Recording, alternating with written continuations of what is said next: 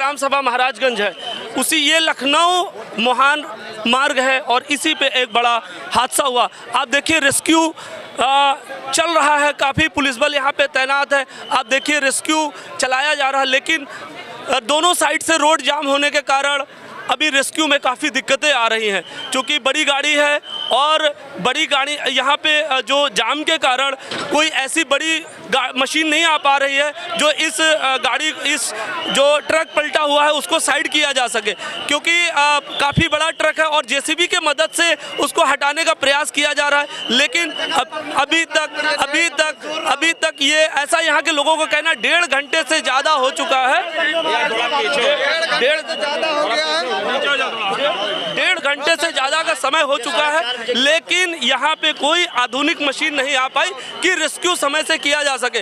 Police बल यहाँ पे तैनात है, लेकिन जो अभी मशीनें यहाँ लगी हैं उनसे रेस्क्यू करना मुझे लगता है कि अभी संभव नहीं हो पा रहा है। लगातार वो मशीनें कोशिश कर रही हैं और वो उठ नहीं पा रही। यहाँ पे कोई बड़ी क्रेन आए, हेड्रा जैसी बड़ी मशीन आए जो पलटे हुए ट्रक की बॉडी को उसको उठा करके साइड करे और उसके नीचे दबे हुए लोगों को अब वो किन परिस्थितियों में है ये बताना बहुत मुश्किल है, क्योंकि हादसा बहुत बड़ा है।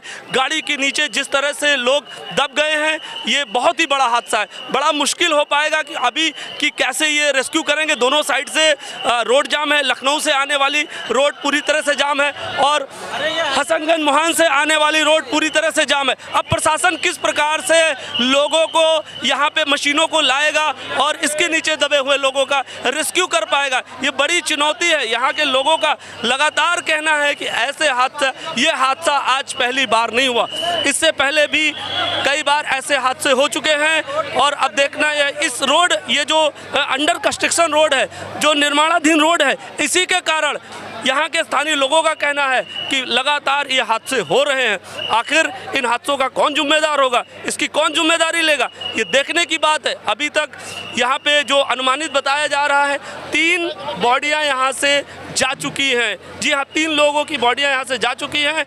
एक बॉडी बाहर दिख रही है और जी देखिए यहाँ पे कुछ चश्मदीद हैं। क्या 8 से 10 लोग यहाँ दबे भी पड़े हैं। इसके जिम्मेदार यहाँ के जो ठेकेदार हैं, इनको सोचना चाहिए था कि यहाँ पब्लिक रहती है। अगर यहाँ पे ये इससे पहले नहीं खोदा गया होता, जब जितना खोद रहे उतना उसको बना देना चाहिए। मरण तो जनता की बेचारी होती है, यहाँ के लोग हैं, सब लोकल लोग हैं बेचारे। यहाँ पे जो राहत बचाव का कार्य है उसमें थोड़ी समस्या आ रही है। मैं पीछे से अभी करने की कोशिश करता हूँ, आप लोग साइड में आ जाइए, क्योंकि राहत बचाव का कार्य में थोड़ी सी असुविधा हो रही है। अब यहाँ के परिवार के लोगों का भैया और पीछे चलिए, और पीछे चलिए, पीछे आ जाओ, पीछे आ जाओ, इधर आ जाओ। यहाँ पे स्थानीय लोग हैं जो इस रेस्क्यू में लगातार अपनी मेहनत लगा करके लोगों को बचाने का प्रयास कर रहे हैं। मैं उनसे बात करता हूँ। भैया, इस हादसे में अभी तक कितने लोग घायल या डेड बॉडी के रूप में निकाले गए हैं? 2 लोग तो मर चुके हैं। अच्छा। और 1 लोग को ट्रामा सेंटर लेके गए हैं। लखनऊ ट्रामा सेंटर रेफर किया गया? हाँ, उसका भी 80% चांस नहीं है। अच्छा, 20% में बच सकता है, बच सकता है। 3 लोग हैं, तीनों स्थानीय लोग हैं या यहीं के हैं, सब यहीं के निवासी हैं। अच्छा, ये गाड़ी का कुछ पता चल पाया? ये गाड़ी तो भैया नहीं बता सकते हैं। अच्छा। ड्राइवर पर यहीं का है। ड्राइवर भी यहीं का है। अच्छा, तो क्या वो मौके से फरार हो गया क्या? हाँ, इस वक्त तो फरारी है। अच्छा जी, पुलिस ले गई। हाँ, पुलिस ले गई उसको, शायद बाद में पुलिस लेके गई है। जी। किन कारणों से ये इतना बड़ा हादसा हुआ है, कुछ बता पाएंगे आप लोग? ये नशे की ज्यादता जी और स्पीड बहुत जोर थी उसकी। अच्छा। गाड़ी की स्पीड 80-90 से कम नहीं थी और नशे की अधिकता की वजह से ये सब हुआ है। अगर शायद नशे में ना होता तो शायद ये कांड ना होता। मैं इतना बड़ा लमसम, मेरी उम्र 45 साल 46 साल है। अपनी ज़िंदगी में पहली बार मेरे गांव में ये हादसा हुआ, इतना बड़ा। अच्छा। हाँ। क्या वो जो ड्राइवर गाड़ी चला रहा था वो नशे में था? हाँ, बहुत ज़्यादा नशे में था। बहुत ज़्यादा नशे में था। एक बड़ा, बहुत ही मतलब आप ये समझिए कि इतना बड़ा हादसा, इतनी बड़ी गाड़ी लेकर के और दारू के नशे में, जहाँ पे पुलिस दावा करती है कि ड्रिंक ड्राइव बिल्कुल नहीं करना है, लेकिन इतनी बड़ी गाड़ियाँ लेकर के आप इतनी ज़्यादा नशे की हालत में आपने 3 लोग, ऐसा यहाँ के लोगों का कहना है। 2 लोगों की मौत हो चुकी है, एक गंभीर रूप से घायल है जिसे लखनऊ ट्रामा सेंटर रेफर किया गया है। अभी क्या उनकी स्थिति कैसी है अभी बताना बहुत मुश्किल है। और यहाँ के लोगों का कहना है कि अभी भी जो रेस्क्यू चल रहा है, कुछ लोग मलबे के नीचे दबे हो सकते हैं, 2 से 3 लोग मलबे के नीचे दबे हो सकते हैं, ऐसा यहाँ के लोगों का कहना है। ड्राइवर, ऐसा यहाँ के लोगों का कहना है कि ड्राइवर अभी पुलिस की गिरफ्त में है, तो जिससे ये इतना बड़ा हादसा हुआ। और एक बड़ा आरोप, जो सबसे बड़ा आरोप यहाँ के लोगों का है कि यहाँ के दोनों तरफ जो रोड खुदी हुई है, जो रोड को बनाने का कार्य किया जा रहा है, ये 2-3 महीने से ऐसे ही पड़ी हुई है। अब रोड इतना पतला होने के कारण गाड़ी अनियंत्रित हुई, अनियंत्रित होकर के पलट गई और पलट करके जो उस साइड से आ रहे लोग या वहाँ पे खड़े लोग थे उनको अपनी चपेट में लिया और उसी के नीचे वो लोग दब गए। 2 लोगों की मृत्यु हो चुकी है, एक गंभीर रूप से घायल जो लखनऊ ट्रामा सेंटर रेफर किया गया। यहाँ के लोगों का कहना है कि ये बहुत बड़ी लापरवाही है, ना तो कोई रोड पे डिवाइडर है और यहाँ पे ना किसी प्रकार की कोई बैरिकेडिंग की गई है कि जो कंस्ट्रक्शन वर्क हो रहा है, जो रोड रिपेयरिंग का काम हो रहा है, उस पर कोई भी बैरिकेडिंग नहीं है। यहाँ पे आप देख सकते हैं कि रोड किस प्रकार से ये जो रोड है वो खुद ही पड़ी हुई है और यहाँ पे ना तो कोई बैरिकेडिंग किया गया है कि यहाँ पे रोड का कार्य चल रहा है, ना किसी प्रकार की कोई बैरिकेडिंग की गई। इसी रोड आप देखिए, इस साइड इतनी ज़्यादा खुदी हुई है और जब इस तरह की बड़ी गाड़ियाँ इतनी स्पीड में जाती है तो कहीं ना कहीं हादसे को दावत देती है और वही हुआ। यहाँ पे एक बहुत बड़ा हादसा हो गया। आप देखिए, अगर इस रोड पे कुछ बैरिकेडिंग होती या यहाँ पे कुछ बैरिकेड लगाया गया होता तो शायद ये गाड़ी इतनी स्पीड में नहीं होती और इतना बड़ा हादसा नहीं होता। एक बहुत बड़ी लापरवाही के कारण जो लोगों की जान गई है, इसमें जो लोग गंभीर रूप से घायल हैं, आखिर उसकी जिम्मेदारी कौन लेगा? क्या इस रोड को बनाने वाले कॉन्ट्रैक्टर, आखिर किसकी जिम्मेदारी है? अगर इस रोड पे बैरिकेडिंग होती तो ये गाड़ी ओवर स्पीड नहीं होती और इस तरह के बड़े हादसे नहीं होते। अब देखना यह है कि इसकी जिम्मेदारी कौन लेगा। ये कुछ स्थानीय लोग हैं, कुछ कहना चाह रहे हैं। इस रोड के मोड़ के हिसाब से, यहाँ स्कूलों के हिसाब से इसमें कोई ब्रेकर नहीं बन पा रहा। आज तक कोई ब्रेकर बनना चाहिए। जो है एक स्कूल सुंदरलाल का है, एक सरकारी स्कूल है, वहाँ पे मोड़, अभी परसों एक हादसा वहाँ पे भी हुआ है। एक जो है ट्रक नीम में जाके घुस गया सिकुआर की दुकान में, वो लेकिन नीम का पेड़ था तो उसने बचा लिया है। और इस रोड के ऊपर मोड़ के अपेक्षक के हिसाब से, मोड़ के हिसाब से इसमें कोई जो है ब्रेकर नहीं बन रहा है। आए दिन हुआ करता है डंपरों से। अभी 3-4 गाड़ी उसी मोड़ में, सरकारी स्कूल के जस्ट सामने, सिर्फ डंपर, और सरकारी स्कूल के जस्ट सामने एक भी ब्रेकर नहीं दे रहे हैं। अगर ब्रेकर बन जाए तो आदमी थोड़ा डाउन चल जाए। ब्रेकर बन नहीं रहा है और इस पे 4 मोड़ है। मोहान से आने में इस बस्ती भर में 4 मोड़ है। 4 मोड़ है। तो ये मोड़ ही स्पीड ब्रेकर नहीं है, कोई स्पीड ब्रेकर नहीं है। और इस मोड़ की, और उसी मोड़ की वजह से ही ये डंपर पलटा है। ये मोड़ जहाँ आप खड़े हैं, ये मोड़ है। ये जो रोड का निर्माण हो रहा है, आप अक्सर देखते होंगे जहाँ पे निर्माण होता है वहाँ पे बैरिकेडिंग कर दी जाती है, पट्टी लगा दी जाती है, बोरी, लेकिन यहाँ ऐसा कुछ भी नहीं, कोई सुविधा नहीं। और काम भी बंद है, होली से काम भी बंद है।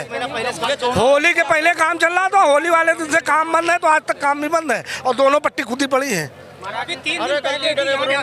एक बड़ा आरोप है यहाँ के लोगों का कि ये मार्च में 3 मार्च होली के समय से ये रोड इसी प्रकार से खुदी हुई पड़ी है और यहाँ कई बड़े हादसे हो गए हैं। यहाँ पे अभी जो परसों हादसा होने वाला था, डंपर से ही पलटने वाला था, होली से ये रोड खुदी पड़ी है और यहाँ पे एक ब्रेकर नहीं है। अगर यहाँ पर पुलिस चौकी होती तो यहाँ पे ब्रेकर होता, क्योंकि यहाँ पे वसूली नहीं होती पुलिस की।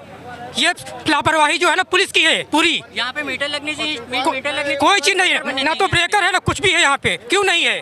इस रोड पे प्रशासन की पूरी लापरवाही है। यहाँ पे खतरनाक मोड़ है ये जो हादसा हुआ है प्रशासन की लापरवाही के कारण। जी हाँ, ये पुलिस प्रशासन की पूरी लापरवाही है। यहाँ पे ब्रेकर होना चाहिए। ये जो है ना मोड़ है, लेकिन यहाँ पे कोई ब्रेकर नहीं है, कभी नहीं हुआ ब्रेकर।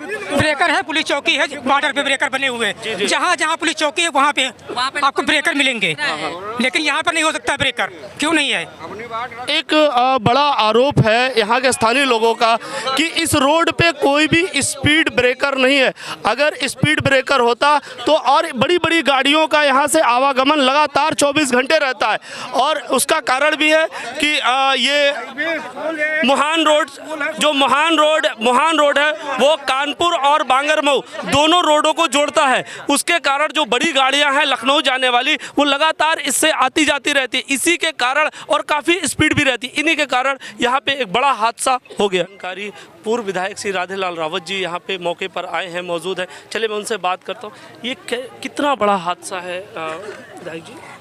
ये बहुत बड़ा हादसा है भाई। जो है हम लोगों को जैसे मुझे पता चला, मैं क्षेत्र में था तो तुरंत पहुंच के यहाँ पे पहुंचा, मौके पे देखा, तब तक ये बच्चे की डेड बॉडी बाहर आ चुकी थी। मुझे जैसे पता चला कि एक व्यक्ति ट्रामा सेंटर गया है, फिर पता चला कि उसका मृत्यु हो चुकी है और जो लोग इस घटना में घायल हुए हैं उनको अस्पताल में भर्ती कराया गया है। यहाँ के लोगों का कहना है कि 4 बजे के समथिंग ये घटना हुई और अभी तक रेस्क्यू कार्य पूरा नहीं किया जा सका है। रेस्क्यू कार्य पूरा इसलिए क्यों, मशीनरी के बिना ये हो नहीं सकता है। हाइड्रा एक ही था, मेरे सामने हम लोग थे तो एक हाइड्रा से वो जो डंपर है उठ नहीं रहा, तो सीओ साहब ने मेरे सामने दूसरे हाइड्रा के लिए बात करी। अभी वो शायद रास्ते में है, पहुंच रहा है। यहाँ के लोगों का एक बड़ा आरोप है कि रोड के दोनों साइड मार्च से, होली के समय से रोड खुदी हुई पड़ी हुई है और इसके कारण रास्ता पतला होने के कारण 2-3 हादसे और हो चुके हैं। इस पे क्या कहेंगे आप? ये भैया ये तो जो है प्रशासन की लापरवाही है, शासन की लापरवाही है, जो रोड खोद करके डाल दिए हैं और उस पर जो संज्ञान नहीं लिया जा रहा है। और रोड ये तत्काल बननी चाहिए, जिसको टेंडर हुआ जो ठेकेदार हो, जब खोदे तो एक तरफ की खोदे तो पूरी रोड जहाँ से खोदे उसको कंप्लीट करना चाहिए तत्काल, ताकि ऐसी कोई घटना नहीं होनी चाहिए। रोड के दोनों साइड किसी प्रकार की अभी जो स्थिति है, कोई बैरिकेटिंग नहीं दिख रही है। अगर कोई निर्माण कार्य किया जाता है तो वहाँ पे बैरिकेटिंग लगाई जाती है, तो ये भी कहीं ना कहीं एक बड़ा लापरवाही का। हाँ, ये तो है ही लापरवाही का भाई, बैरिकेटिंग है ही नहीं कहीं। जो है रोड के कारण जो है ये घटना हुई है, जो खुदी पड़ी है। ड्राइवर ने कोई आ गया होगा बचाने के चक्कर में, उसने इधर काटी और जाके एक्सीडेंट हो गया जो है। और इस रोड पे कोई आप अगर देखें वहाँ से लेकर ये बस्ती इतनी बड़ी है लेकिन कोई ऐसे ब्रेकर नहीं है। आप लोग भी सरकार में रहे तो इन मुद्दों को आप उठाना चाहिए ना सबको। जी, तो अब ऐसा है ना, इसके पहले देखिए एक बैरिकेटिंग हो गई थी ये नवई नाले के पास में लगा था, लेकिन उसके बाद किसी ट्रक ने जा कर के उसको कब तोड़ा, 1-1.5 महीने पहले की ये घटना है।